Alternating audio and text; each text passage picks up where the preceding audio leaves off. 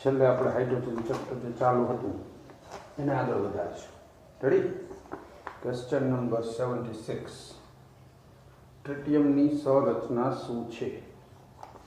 Tritium 1H3. Symbolic રીતે આમ લખાય 1H3. સંરચના શું હોય? એકનો મતલબ એક પ્રોટોન હોય, વજન 3 AMU હોય, મતલબ એક પ્રોટોન, 2 ન્યુટ્રોન એટલે 2 ન્યુટ્રોન અને એક ઇલેક્ટ્રોન ફરતો હોય. જેટલા પ્રોટોન હોય એટલા ઇલેક્ટ્રોન હોય તટસ્થ પરમાણુમાં. અને આને પરમાણુ ભારાંક કહેવાય, એનો ભાર, વજન. પ્રોટોનનો વજન 1 AMU, ન્યુટ્રોનનો 2 AMU, ટોટલ 3 થવો જોઈએ. ટૂંકમાં આ છે ને ન્યુટ્રોન પ્લસ પ્રોટોન હોય. પ્રોટોન અહીંથી મળે એટલે ન્યુટ્રોન મળી જાય બાદબાકી કરી. હવે કેવું જો આપણો જવાબ રહેશે 1 ઇલેક્ટ્રોન 1 પ્રોટોન અને 2 ન્યુટ્રોન. સી જવાબ. રેડી? Option C. ત્યાર પછી 77.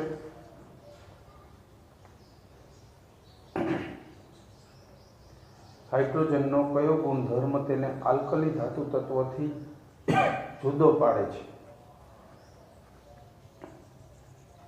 વિદ્યુતીય રીતે ધન બનવાના ગુણધર્મ, અધાતુ તત્વો પ્રત્યે આકર્ષણ, રિડક્શન કરતા તરીકેનો અભાવ અને અધાતુ ગુણધર્મ. અધાતુ. શું કામ? આલ્કલી તત્વો પહેલો સમૂહ ધાતુ છે. આલ્કલી તત્વો ધાતુ સમૂહ ગણાય. હાઇડ્રોજન અધાતુ છે તો આલ્કલીથી અધાત્વિક સ્વરૂપે અલગ પડ્યું. ટૂંકમાં હાઇડ્રોજન અધાતુ છે, અન્ય તત્વો બધા ધાતુ, પ્રથમ સમૂહ. જોકે સ્પષ્ટતા નથી કરી, બાકી બહુ ઊંચા દબાણે હાઇડ્રોજન ધાતુની જેમ વર્તે. પણ જે કંઈ ચર્ચા છે એ નોર્મલ કન્ડિશનની જ હોય. અને નોર્મલ કન્ડિશનમાં હાઇડ્રોજન અધાતુ, પહેલા સમૂહના અન્ય તત્વો ધાતુ. રેડી? એટલે જવાબ રહેશે ડી, લાસ્ટ. ત્યાર પછી 78.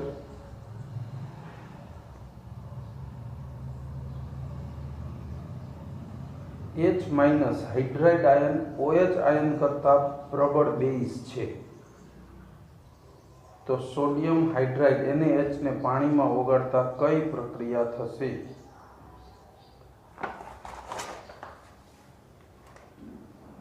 જો આ NaH,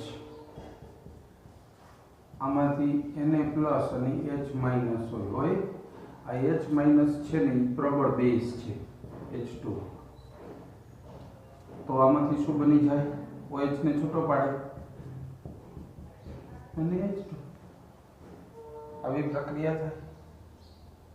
પ્રબળ બેઝ હોય તો H પ્લસ ને આમાંથી સ્વીકારી લે ને. આ OH છે એ આમાંથી H પ્લસ સ્વીકારી નહીં શકે H2 માંથી. મતલબ આ પ્રક્રિયાને રિવર્સ OH નહીં કરી શકે, આ ફોરવર્ડ કરી શકશે. આ વધુ પ્રબળ બેઝ હોય વધુ પ્રબળતાથી H પ્લસ ને ખેંચી લે. જો આ વધુ પ્રબળ હોય તો H2 માંથી ખેંચી લે તો રિવર્સ પ્રક્રિયા થાય. પણ રિવર્સ નથી થતી, ફોરવર્ડ થશે. ખેર આવી પ્રક્રિયા ગોતી કાઢો. બીજી બી, સેકન્ડ રિએક્શન. ભલે એમાં ગેસ, આ વાયુ હોય, આ એક્વિયસ હોય, આ લિક્વિડ હોય, એ તો ઠીક છે, એની સ્પષ્ટતા ન કરીએ તો ચાલે. આગળ જોઈશું ક્વેશ્ચન નંબર 79. આદર્શ વાયુ જેવી ઇલેક્ટ્રોન રચના મેળવવા માટે હાઇડ્રોજન એક ઇલેક્ટ્રોન સ્વીકારે છે, જે નીચે પૈકી કોને મળતું આવે છે? એક ઇલેક્ટ્રોન સ્વીકારે એ વાત કોને મળતી આવે? કહી શકો ખરા?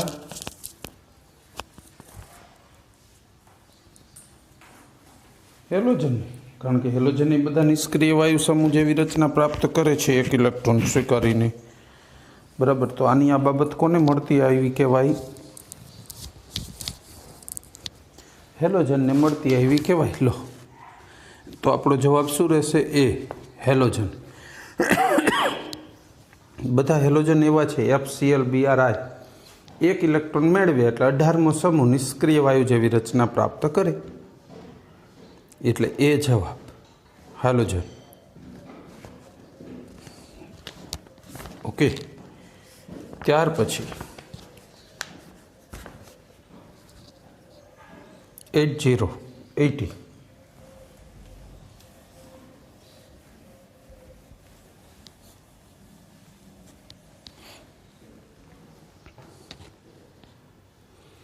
હાઇડ્રોજન માટે નીચે પૈકી શું સાચું છે?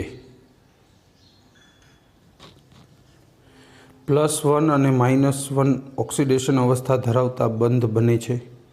તે હંમેશા કેથોડ પાસે જ છૂટો પડે છે. તેનો આયનીકરણ પોટેન્શિયલ ખૂબ વધુ છે. તેની વિદ્યુત ઋણતા હેલોજન જેટલી છે.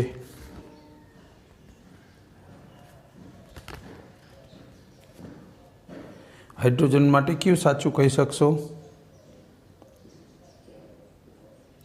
પ્લસ ને માઇનસ અવસ્થા +1 ને -1 વાળા બંધ બનાવે, સાચી વાત છે. પછી કેથોડ પાસે જ છૂટો પડે એવું ન હોય. એનોડ પાસે જાય, H- હોય તો એનોડ પાસે જાય, ને H+ હોય તો કેથોડ પાસે, NaH હોય તો એમાં તો H- જ હોય, એનોડ પાસે જાય. એટલે હાઇડ્રોજન એનોડ ને કેથોડ બે પાસે જઈ શકે, એટલે બીજું ખોટું છે. ત્રીજું શું છે? આયનીકરણ પોટેન્શિયલ ખૂબ વધુ છે. ના, Hનું તો પ્લસ બનવાનું વલણ છે, એટલે ધન બનવા માટે આયનીકરણ પોટેન્શિયલ નીચું હોય હાઇડ્રોજનનું તો, એટલે એ પણ ખોટું છે. અને વિદ્યુત ઋણતા હેલોજન જેટલી ના. વિદ્યુત ઋણતા એટલે સહસંયોજક બંધના એટલે કે ભાગીદારીના બંધના ઇલેક્ટ્રોનને પોતાના તરફ ખેંચવાની વૃત્તિ. હાઇડ્રોજનની ઓલમોસ્ટ 0 વૃત્તિ હોય, ન ખેંચે ન અપા કરશે, ધકોઈ ન મારે ને ખેંચે નહીં. હેલોજન પોતાના તરફ ખેંચે છે. હેલોજનની વિદ્યુત ઋણતા આવર્ત કોષ્ટકમાં બધા સમૂહમાં સૌથી વધુ હોય. તો એનો અર્થ એવો, જવાબ એ પહેલો. બરાબર. પછી આગળ વાત કરીએ. 81. ખાલી જગ્યા હાઇડ્રોજનનું વિસ્થાપન કરી શકતું નથી.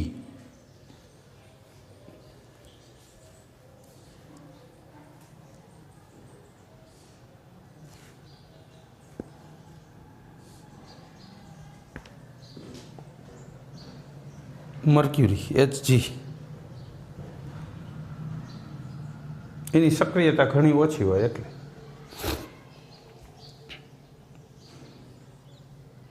બરાબર. બાકી બધી ધાતુઓ તો સક્રિય થોડી છે વધારે, એ બધી હાઇડ્રોજનને ડિસ્પ્લેસ કરી શકે. દાખલા તરીકે HCl હોય, એમાં તમે મર્ક્યુરી નાખો તો HgCl બને ને હાઇડ્રોજન ગેસ છૂટો પડે ને એવું ના થાય. પણ તમે ટીન નાખો SN અને HCl તો SnCl4 SnCl2 એવું બની અને હાઇડ્રોજન વાયુ છૂટો પડે. ટૂંકમાં હાઇડ્રોજનને ડિસ્પ્લેસ કરવો, H2 ગેસને રિલીઝ કરવો, એવું Hgથી શક્ય નથી. બરાબર. એટલે C જવાબ. ખાલી જગ્યા વાયુ પાણીમાં અદ્રાવ્ય છે.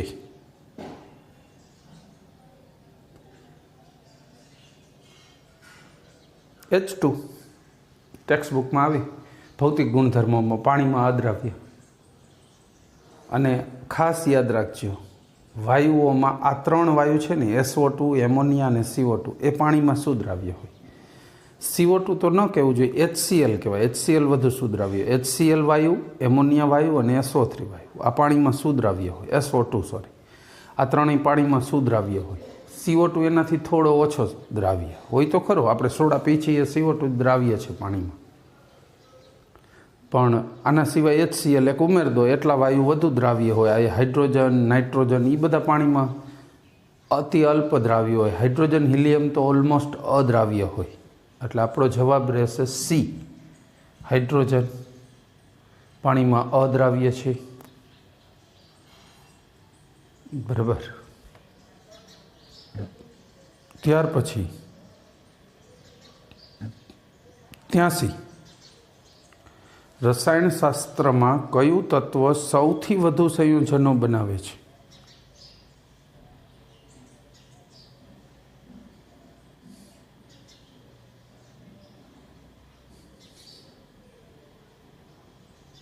હાઇડ્રોજન. કારણ કે કાર્બનિક સંયોજનો બધા બને તો એમાં હાઇડ્રોજન હોય. અકાર્બનિકમાં એટલું બધું હોય, NaOH, KOH, H2SO4, H3PO4, HNO3, H2CO3, ઘણા બધા. જે લઈ HCl, લગભગ તત્વો હાઇડ્રોજન હારે જોડાઈને તો કોઈ ના કોઈ સંયોજન બનાવતા જ હોય છે. એટલે હાઇડ્રોજન એવું તત્વ છે જેના સૌથી વધારે પ્રમાણમાં સંયોજનો જોવા મળે છે બધા તત્વોમાં. આવર્ત કોષ્ટકના બધા આવી છે. ચાલો પછી આગળ વાત કરીશું.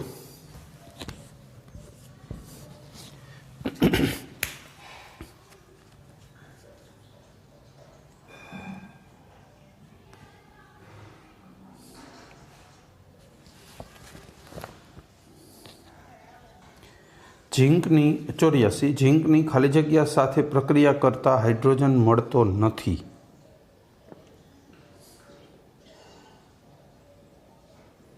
જોતાજી જો પહેલું ઠંડુ પાણી,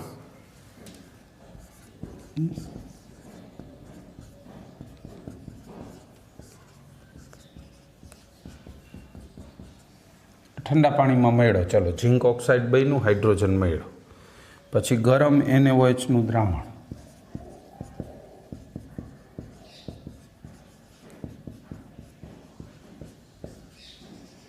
જલીય ગરમ દ્રાવણ, તો શું મળે છે? સોડિયમ ઝિંકેટ, Na2ZnO2 અને H2. ચલો ત્રીજું શું મળે? સાંદ્ર સલ્ફ્યુરિક એસિડ,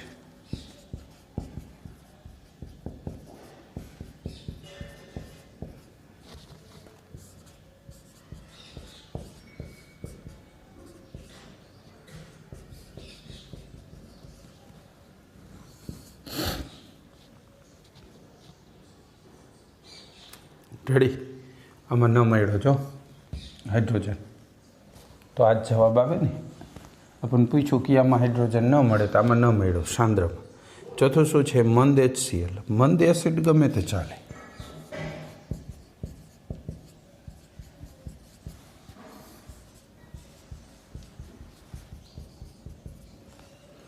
મંદમાં તો પાછો મળે છે. તો આ એવું હતું સાંદ્ર સલ્ફ્યુરિક હોય ને તો ન મળે, મંદ સલ્ફ્યુરિકમાં મળે પાછો. તો આના જેવી જ પ્રક્રિયા થાય, ZnSO4 ને H2 છૂટો પડે. પણ સાંદ્ર હોય ને તો પ્રક્રિયા બદલી જાય. યાદ રાખવાનું, આવી પ્રક્રિયાઓ આવતી જાય, થોડી યાદ કરતા જશો ને પછી એક સમય એવો આવી જશે કે આવી આઈડેન્ટિફાઈ થઈ જશે. એવી 50-50થી જાજી ના હોય, યાદ રહી જ જાય. અત્યારે જે આડી આવતી જાય એટલે યાદ રાખતા જાઓ, ધીમે ધીમે બધી થઈ જશે તો અઘરું નહીં લાગે. અત્યારે કંઈ યાદ ન રાખીએ, આગળ એમને જોતા ગયા, જોતા નહીં જવાનું, પાકું કરતું જવાનું. ખાલી જોતા જઈશું આવા બધા પ્રશ્નો તો એક સમયે એવું થશે કે સામે મટીરિયલ હશે તો બધું સમજાશે, અને એને લઈ લીધો જવાબને, હટાવી દીધો પછી નહીં આવડે. એટલે પરીક્ષામાં માર્ક ન આવે. આ વાંચતા હોય ત્યારે એવું ફીલ થાય કે મને આવડે છે. કારણ કે આ ઘણા બધા વિદ્યાર્થીઓની સમસ્યા છે. વાંચે ત્યારે એવું ફીલ કરે કે મને આવડે છે. પેપર લખીને આવ્યો હોય, આપણે પૂછી કેવું લખ્યું કે બહુ સરસ, પણ પેપર તો અમારી પાસે જ આવે છે ને, અમે જોઈ તો એટલું સરસ નથી પણ હોતું. બરાબર. બીજું છે આ MCQ છે ને, તમને એક્યુરસી આપે છે કે કઈ વસ્તુ પૂછી છે, કયું ઓપ્શન બરાબર ફિટ બેસે છે. એટલે તમે આડાવડી ભૂલ કરવાના ચાન્સ ઘટાડી દો એમ. દાખલા તરીકે આપણે જે પરીક્ષા લીધી તમારી પાર્ટ બી જે છે લખવાનું સેક્શન, એ તો મારી પાસે ચેક કર્યું, મેં પોતે જ કર્યા છે તમારા ચેક. તો એની અંદર મેં જોયું કે ઘણા બાળકો એકને બદલે બીજા જવાબો લખી દે છે. હજુ એવું ચાલે છે. બરાબર. એક પ્રશ્ન પૂછ્યો હોય એના બદલે જવાબ જ બીજો. દાખલા તરીકે ઘણા બધાની ભૂલ હતી. મિશ્રણ એટલે શું ને પ્રકારો આપો, સમાંગ ને વિસમાંગ મિશ્રણ ને એવું આપવાનું હોય ને. સમિશ્રણ જવાબમાં લખતા હતા. મિશ્રણ અને સમિશ્રણ શું છે? સમિશ્રણ છે ને પેલી કક્ષકોનું સિગ્મા ને પાઈ બંધ બને, એ ક્યાં પૂછ્યું? મેં તો મિશ્રણ પૂછ્યું છે. ખાંડ ને પાણી ભેગા થાય તો મિશ્રણ બને, એની વાત છે. બે વચ્ચે રાસાયણિક પ્રક્રિયા ન થતી હોય તો એ મિશ્રણ બનતું. બરાબર. રાસાયણિક પ્રક્રિયા થાય તો સંયોજન બને. મિશ્રણ હોય તો મિશ્રણના પ્રકારો હોય. ટૂંકમાં એની નોંધ લખવાની હતી. મિશ્રણ કેટલા પ્રકારના હોય, એને કઈ રીતે છૂટા પડાય, એવું બધું લખવાનું હતું. એવી મિસ્ટેક્સ થાય છે, પણ આ જીનીટ સોલ્વ થતાં એવી મિસ્ટેક આપોઆપ ઘટતી જશે. તમારે એની કોઈ બહુ ચિંતા કરવાની જરૂર નથી. તૈયારી ચાલુ રાખો બસ.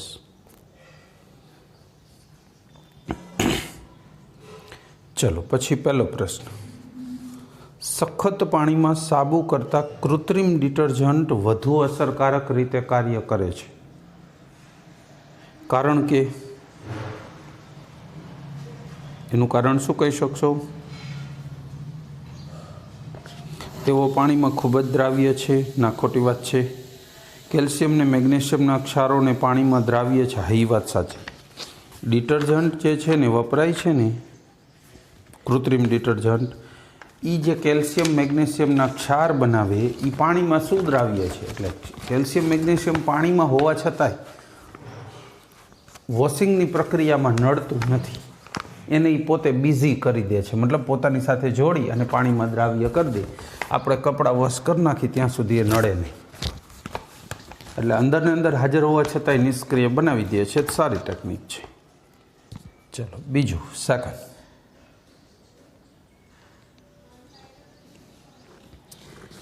D2O વધુ પ્રમાણમાં ઉપયોગ ક્યાં ઉપયોગ થાય છે?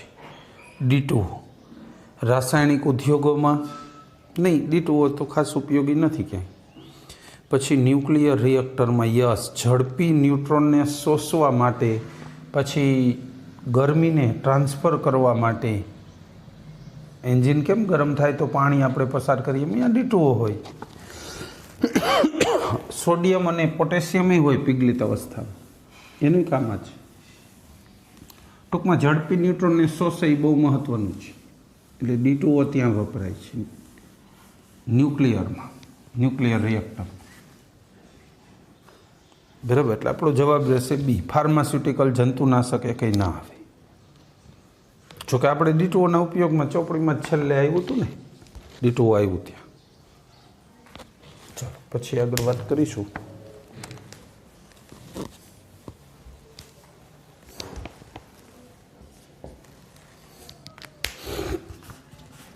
ભારે પાણી D2O એ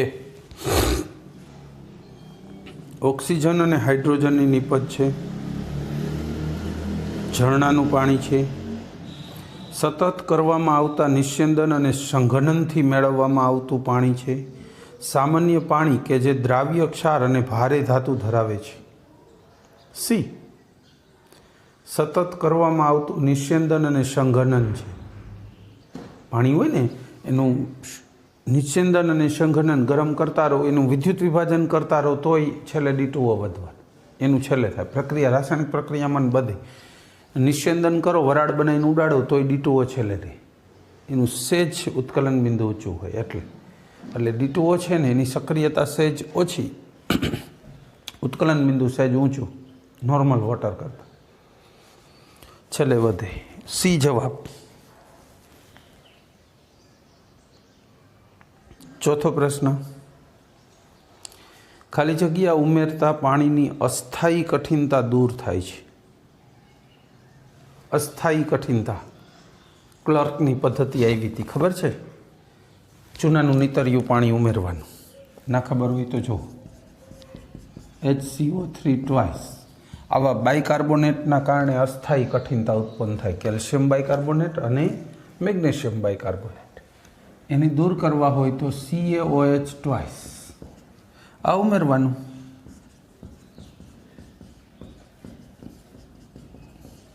આ અદ્રાવ્ય કેલ્શિયમ કાર્બોનેટ બને ને પાણી બને. એને તો ગાળીને દૂર કરી લો એટલે અસ્થાયી કઠિનતા દૂર થઈ ગઈ.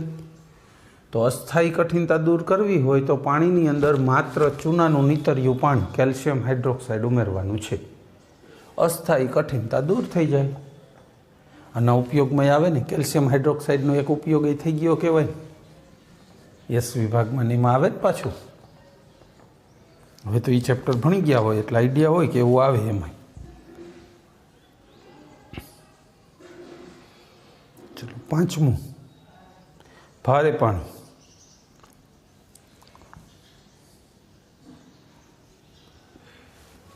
FeCrMn ધરાવે એને ભારે પાણી કહેવાય. 0 સેલ્સિયસે હોય એને ભારે પાણી. D2O ને ભારે પાણી. અને વધારે વખત નિસ્યંદન કરીને મેળવેલ પાણી, નિસ્યંદન અને સંઘનન બેય કરો તો ભારે પાણી મળે, ખાલી નિસ્યંદન નહીં. નિસ્યંદન કરવાનું, પાછું ફ્રીજમાં મૂકી સંઘનન કરવાનું.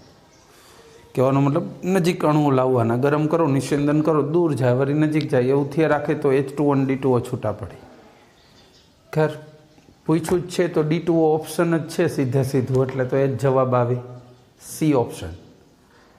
સી ના હોત તો હજી ડીનું વિચારે. ધ્યાનમાં રાખજો, 4 જવાબ આપ્યા છે, સાચો જવાબ સિલેક્ટ કરો એવું હું કહેતો જ નથી. હું એમ કહું છું મોસ્ટ એપ્રોપ્રિએટ આન્સર આપો. સૌથી સાચા જવાબની નજીકનો હોય એ આન્સર આપો. એ સાચો હોઈ શકે, 4 જવાબ ખોટા હોય તો જે ઓછો ખોટો હોય એ લઈ લો, બરાબર છે. એટલે મોસ્ટ એપ્રોપ્રિએટ આન્સર આપવાનો છે. ચલો પછી છઠ્ઠું, ભારે પાણી કોનું સંયોજન છે? એ ઓક્સિજન અને હાઇડ્રોજનના ભારે સમસ્થાનિકનું. ઓક્સિજનનો ભારે સમસ્થાનિક O18, હાઇડ્રોજનનો OH3, એને ભારે પાણી કહેવાય નહીં. ઓક્સિજન તો નોર્મલ જ હોય. હાઇડ્રોજન અને ઓક્સિજનના ભારે સમસ્થાનિક, અચ્છા ઓક્સિજન અને હાઇડ્રોજનનો ભારે એટલે ઓક્સિજન નોર્મલ અને હાઇડ્રોજનનો ભારે સમસ્થાનિક તો D2O થઈ જાય. રેડી, પેલું એમાં D2O થઈ ગયું તો એ જવાબ. બી શું આપ્યું છે? હાઇડ્રોજન ને ભારે ઓક્સિજન છે ને બી, તો H2O18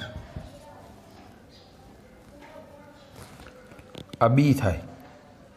પછી સી શું છે? ઓક્સિજન અને હાઇડ્રોજન બંનેના ભારે સમસ્થાનિકો D2O18 અને એક પણ નહીં, તો આપણો જવાબ રહેશે D2O. એ જવાબ, એ જવાબ. છેલ્લે ઓલું બંને આવ્યું ને એટલે ધ્યાનમાં આવ્યું. એ પછી વાત કરીએ.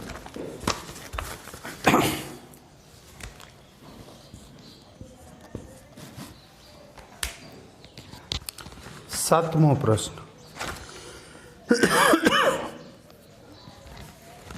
આયનોની નીચે પૈકી કઈ જોડ પાણીને અસ્થાયી સખત બનાવે છે?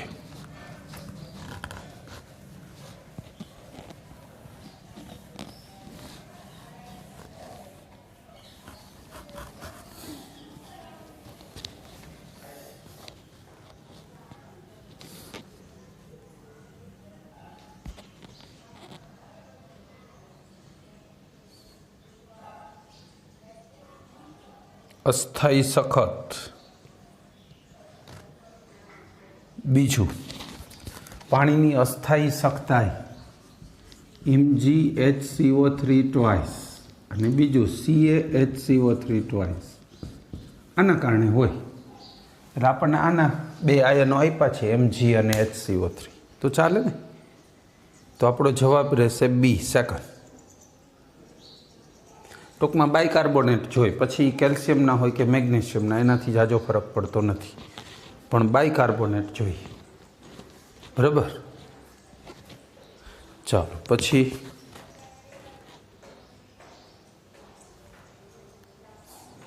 આઠમું,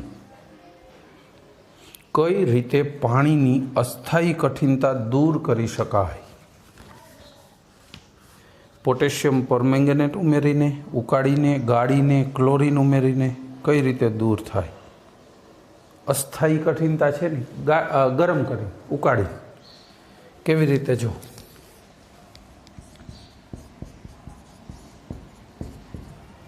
આને તમે બોઇલ કરો ને, ખૂબ ઉકાળો ને, તો CaCO3, H2O અને CO2.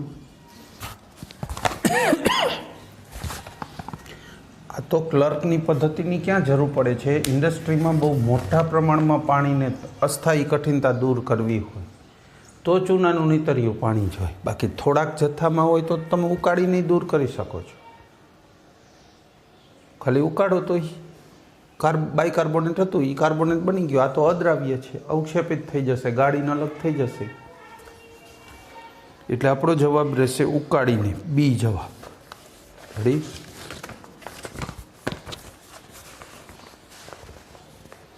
ત્યાર પછી 9મો પ્રશ્ન.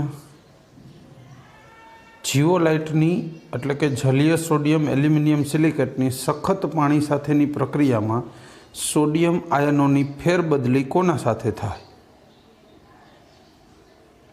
હવે જીઓલાઇટ આપણે ભરીને રાખ્યું હોય કોલમમાં કાચની, ઉપરથી સખત પાણી ઉમેરો તો પાણીનો કેલ્શિયમ અને મેગ્નેશિયમ શોષી લે, એના બદલે સોડિયમ પાણીમાં જાય. તો સોડિયમનું રિપ્લેસમેન્ટ કોનાથી થયું? કેલ્શિયમ અથવા મેગ્નેશિયમ. એટલે આપણો જવાબ રહેશે સી. હા, પ્રક્રિયાની રીતે જોતી હોય, માની લો કાની પ્રક્રિયા કોઈએ કદાચ લખવી હોય તો આમે લખી શકાય. જો Na2 Z જીઓલાઇટ માટે Z આમ લખી શકાય, આ જીઓલાઇટ.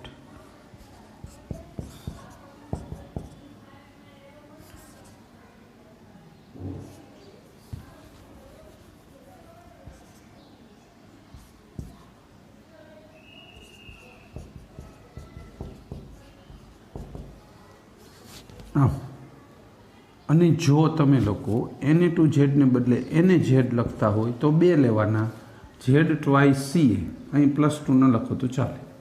બરાબર? 2 સોડિયમ છૂટા પડી ગયા. અહીંયા -1 ને +2 ને એવું બધામાં લખવાની જરૂર નથી. લખ્યું હોય ક્યાંક તો ચલાવી લેવાનું, જરૂર નથી. આમ પણ લખાય. તો અહીંયા સોડિયમનું વિસ્થાપન કેલ્શિયમ અથવા મેગ્નેશિયમથી થાય. એને અહીંયા ઓપ્શનમાં કેલ્શિયમ આપ્યું છે, મેગ્નેશિયમ નથી આપ્યું, તો આપણે સી લઈ લો, કેલ્શિયમ. બરાબર? આપણો જવાબ રહેશે કેલ્શિયમ. સિમ્પલ. પછી આગળ વાત કરીશું.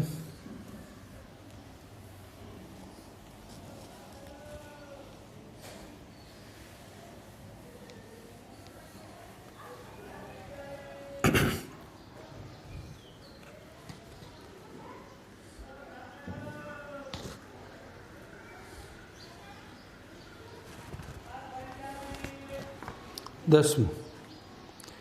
નીચે પૈકી કયું વિધાન પાણીનો લાક્ષણિક ગુણધર્મ પાણી એ સાર્વત્રિક દ્રાવણ છે તેને વ્યાખ્યાયિત કરતું નથી? ટૂંકમાં એને સ્વીકારતું નથી એમ. પહેલું, તેમાં મોટાભાગના સંયોજનો દ્રાવ્ય છે. હા, તો એને સાર્વત્રિક દ્રાવક કહેવાય જ ને. પછી તેનો ડાઇલેક્ટ્રિક અચળાંક ઓછો છે.